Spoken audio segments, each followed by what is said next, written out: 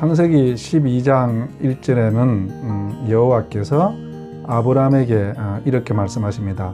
너는 너의 고향, 본토, 친척, 아비 집을 떠나 내가 지시할 땅으로 가라. 이 1절 말씀이 성경 전체를 이야기하는데 굉장히 중요한데요.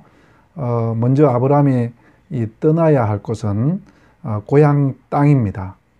그리고 아브라함이 가야 할 곳은 하나님이 지시하시는, 보여주시는 이 땅입니다. 그러니까 아브라함은 고향 땅을 떠나서 하나님이 보여주시는 땅으로 가야 되는 것이죠.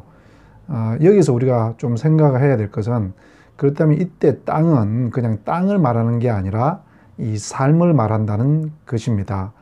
그러니까 아브라함은 고향 땅의 삶, 고향의 그 삶, 갈대아 우르, 바벨탑 제국의 삶을 떠나서 하나님이 보여주시는 새로운 삶으로 가야 되는 것이죠.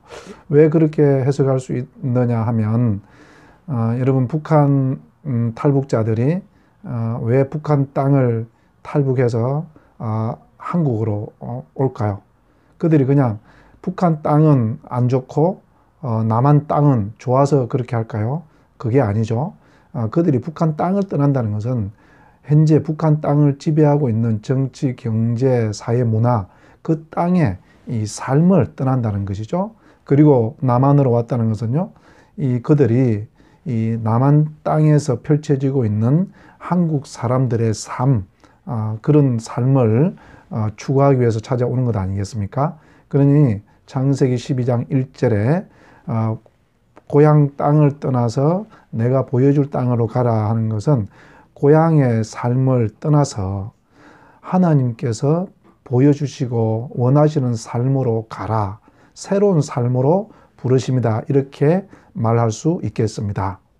아브라함은 믿음의 결단을 하고 하나님의 말씀을 따라서 자기의 옛삶, 바벨론 제국의 그 삶을 떠나서 하나님이 보여주시는 삶을 살기 위해서 가나안 땅으로 갔습니다.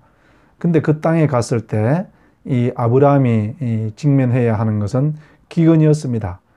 기근이라는 현실이 찾아왔습니다.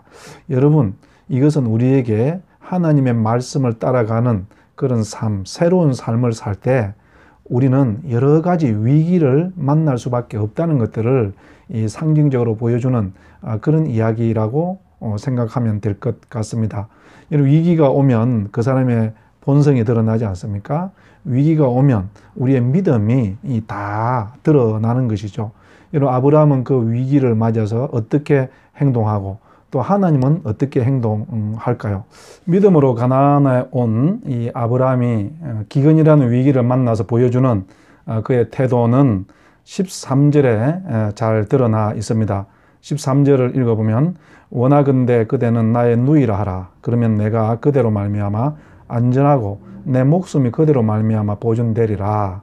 아브라함은 이 기근이라는 위기를 타개하기 위해서 이 사례를 희생양으로 삼습니다.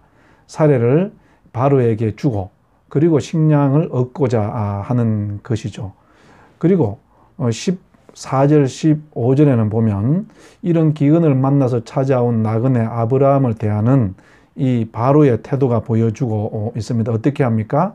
그는 심히 아름다운 이 사례라는 여인을 보고 그 사례를 나에게 주면 내가 너에게 양식을 주겠다, 이렇게 이 바로는 아브라함에게 제안을 하죠.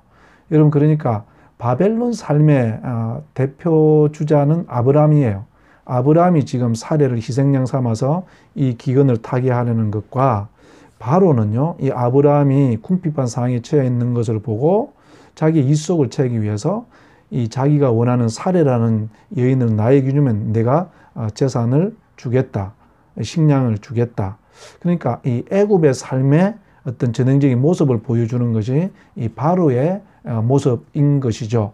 여러분, 그런데 이 바벨론을 대표주자인 아브라함이나 이 애굽의 대표주자인 바로가 보여주는 이들의 삶의 모습은 똑같습니다. 위기가 왔을 때 자기의 입속을 채우기 위해서 가장 힘없는 사례를 그 희생양으로 던져버리고 자기들의 이 위기를 극복하는, 이것이 하나님께서 아브라함에게 말씀하셨던 너의 고향의 땅, 너의 고향의 삶을 떠나라고 했던 그 삶의 모습이 고스란히 드러나고 있는 것이죠. 16절에 보면 바로가 아브라함을 후대합니다. 그리고 사례를 데리고 갔고, 그러니까 사례라는 한 여인을 희생양 삼아서 바로는 여인을 얻었고 아브라함은 양식을 얻음으로 이들은 이 자기들의 이 목표를 달성하는 것을 보게 됩니다. 이것이 여러분 가장 약한 자를 희생양 삼아서 자기들이 살아가는 이런 세상의 모습, 하나님이 떠나야 할 삶으로 보여주는 거예요.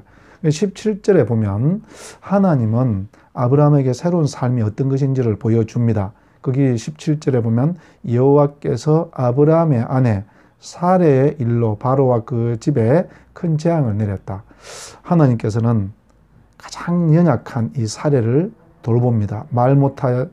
말도 못하고 바로의 왕궁에 끌려간 이 연약한 여인 사레를 하나님께서는 돌보시고 그를 바로의 침실에 들어가서 구해내고, 그리고 이 여인을 다시 회복시키는 것을 보게 됩니다. 그리고 20절에 보면 바로가 사람들에게 그의 일을 명하며 그들이 그와 함께 그의 아내와 그의 모든 소유를 보내었더라. 하나님께서 이 바로의 침실에서 사례를 구해내고 사례를 돌보시는 것이죠. 그리고 그렇게 했더니 어떤 일이 벌어졌습니까? 바로가 이 아브라함에게 큰 이 소유를 보냈고 사례도 살려내게 되었다. 그러니까 하나님은 가장 연약한 자를 희생양으로 삼는 것이 아니라요, 하나님은 자기 자신이 희생양이 되고 가장 연약한 자를 살려냈다는. 그리고 여러분 또 기억해야 될 것은 사례는 희생양이 아니라 축복의 통로라는 거예요. 하나님께서 그 사례에게 집중해서 사례를 구하고 사례를 지켰을 때 그 사례로 말미암아 아브라함의 그 일가족들과 그 동행 모든 사람들이 음식을 얻고 재산을 얻었다고 되어 있습니다. 이것이 하나님께서 아브라함에게 보여주는 새로운 삶, 하나님께서 보여주시는 땅, 새로운 삶인 것입니다. 요한복음 10장 11절 12절에 보면 나는 선한 목자라. 선한 목자는 양들을 위하여 목숨을 버린다. 12절에 싹구는 목자가 아니요 양도 제 양이 아니라 이리가 오는 것을 보면 양을 버리고 달아나나니 이리가 양을 물고 가고 또 해치느니라.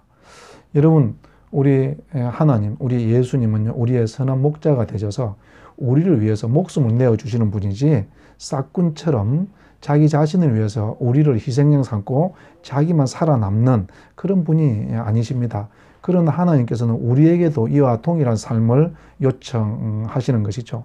내가 내 욕망과 내 야망을 이루어가기 위해서 다른 사람들을 짓밟고 희생양 삼는 그런 삶에서 떠나서 가장 약한 그 사람을 위해서 내가 희생양이 되어주고 그들을 보호하고 그들을 최우선시하는 삶을 살 때 내가 너희들을 지켜주겠다.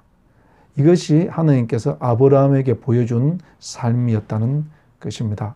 사랑하는 성도 여러분, 이 예수 그리스도의 새로운 삶의 길을 따라가는 것은 쉽지 않습니다. 어쩌면 이 세상의 가치와 이 세상의 논리를 뒤집어 엎는 정말 위험한 것이기도 하고 우리가 따르기에는 너무도 두렵고 떨리는 그런 일일 수도 있습니다. 그렇지만 여러분, 우리가 두렵고 떨린다고 포기할 수는 없지 않습니까? 그때 우리가 주님 앞에 기도함으로 하나님 우리 마음을 지켜주십시오. 하나님이 보여주는 그 새로운 삶을 따라갈 수 있도록 우리에게 힘을 주십시오. 이렇게 우리가 기도하면서 우리가 두렵고 떨리는 마음을 다잡고 흔들리는 다리에 힘을 주고 한 걸음 한 걸음 걸어갈 때 우리 주님께서는 우리 삶을 기뻐하시고 오히려 기적을 베푸는 그런 은혜를 베풀어 주실 줄로 믿습니다. 한 주간도 여러분, 지금까지 우리가 살았던 삶을 떠나서 하나님이 우리에게 원하시는 그 삶으로 나아가는 한 주가 되기를 우리 주님의 이름으로 축복합니다. 기도하시겠습니다. 하나님 아버지, 하나님께서 아브라함을 불러서 지금까지 살았던 고향 땅의 삶을 떠나서 내가 보여주는 삶으로 가라고 말씀하셨습니다. 하나님, 우리가 그 하나님이 보여주는 삶을 따라갈 수 있도록 힘을 주시고 용기를 허락하여 주시옵소서. 예수님 이름으로 기도드렸습니다. 아멘.